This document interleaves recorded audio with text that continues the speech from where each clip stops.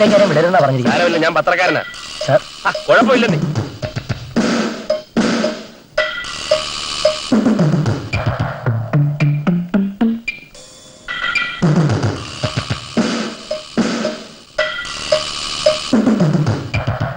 Good morning. Morning.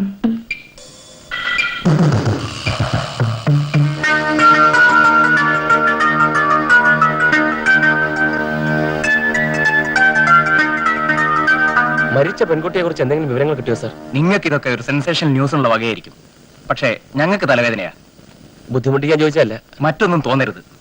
നിങ്ങൾ പത്രക്കാർ മനോധർമ്മം അനുസരിച്ച് പലതും എഴുതും. അവസാനം മേലെയുള്ളവരോട് സമാധാനം പറയേണ്ടത് ഞങ്ങൾ പാവം പോലീസുകാരും.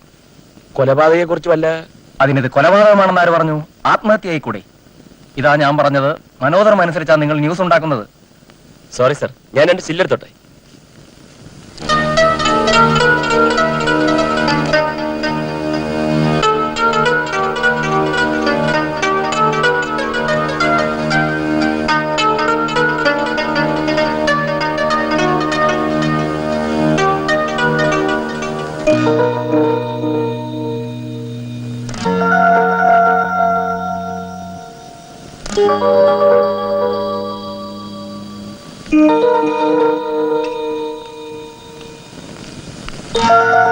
തീപ്പെട്ടിയുണ്ടോ കയ്യിൽ?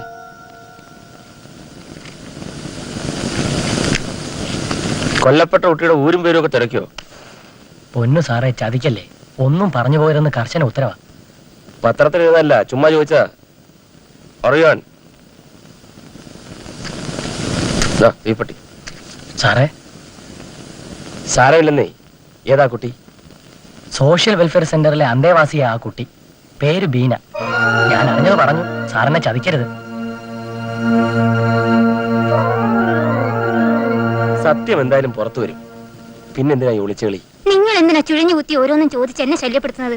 നമ്പ്യാർ ചെയർമാനായ ഒരു പബ്ലിക് ട്രസ്റ്റ് നടത്തുന്ന സേവന കേന്ദ്രമാണ് ഈ വെൽഫെയർ സെന്റർ. സമ്മതിച്ചു. ആ സാമൂഹിക സേവനത്തിന്റെ പൊരുളെന്നറിയാനാ ഞാൻ കൂടുതൽ ശല്യപ്പെടുത്തുന്നത്. പിന്നെ തുറന്നു പറഞ്ഞതുകൊണ്ട് നിങ്ങൾക്കൊരു ഉപദ്രവം വരാതെ ഞാൻ നോക്കിക്കൊള്ളാം. നിങ്ങളൊരു പാവം സ്ത്രീയാണെന്ന് കണ്ടാൽ അറിയാം. ആ കുട്ടിയുടെ ദുരന്തത്തിൽ നിങ്ങളുടെ മനസ്സ് വേദനപ്പെടുന്നുണ്ടെന്നും അറിയാം. ഒരുപാട് തെറ്റുകൾക്ക് കൂട്ടുനിന്നു. ഓരോ പെൺകുട്ടിയും ഓരോ ദുരന്തങ്ങൾ ഏറ്റുവാങ്ങിക്കൊണ്ടിരിക്കുകയാണ്. അവരുടെ ശാപവചനങ്ങളിൽ നിന്നും നിങ്ങൾക്ക് രക്ഷപ്പെടണ്ടേ? ഇനിയെങ്കിലും എല്ലാം തുറന്നു പറയും പ്ലീസ്.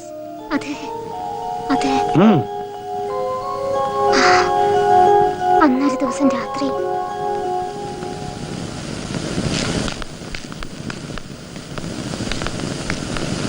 ഇതാരാ കൂടെ? എന്റെ ഒരു കൂട്ടുകാരന്റെ മകളാ. പേര് ബീന. കൊച്ചമ്മയുടെ ആയതുകൊണ്ട് തുറന്നു പറയാമല്ലോ.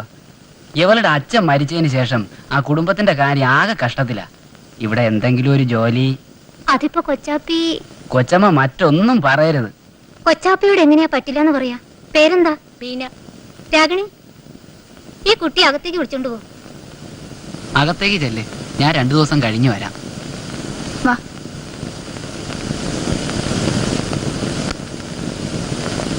കുട്ടിയെ പോലെ ഒരു ചെറിയ സ്വപ്നവുമായാണ് ഞാനിവിടെ വന്നത്.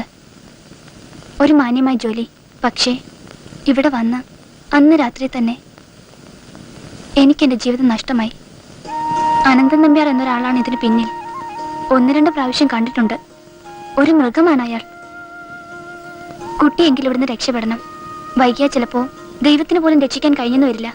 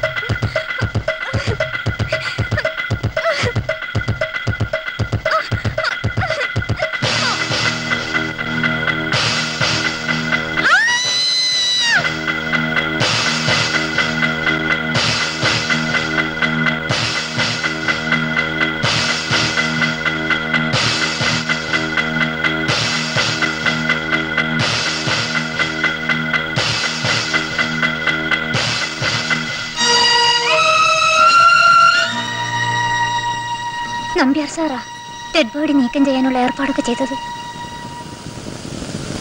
സാർ ഇല്ല, പേടിക്കണ്ട. നിങ്ങളുടെ പേര് ഞാൻ എവിടെയും ഉപയോഗിക്കില്ല.